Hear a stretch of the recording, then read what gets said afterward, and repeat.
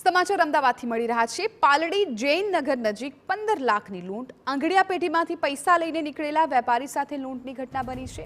Bike સવાર બે યુવકે વેપારીને અટકાવી લૂંટ મચાવી ફરાર થઈ ગયો। લૂંટારુએ વેપારી સાથે ઝઘડો કરી લૂંટને અંજામ આપ્યો।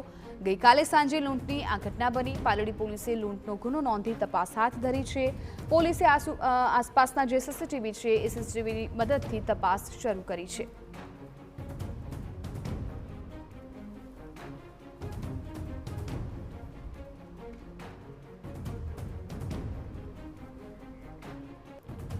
પાલડી જૈન નજીક આ લૂંટનો બનાવ બન્યો છે કે જ્યાં આંગડિયા પેઢીના એક વેપારીને લૂંટી લેવામાં આવ્યો છે।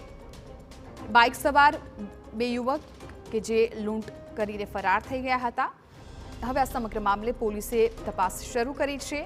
વેપારી સાથે ઝઘડો કરીને લૂંટને અંજામ આપ્યો હતો।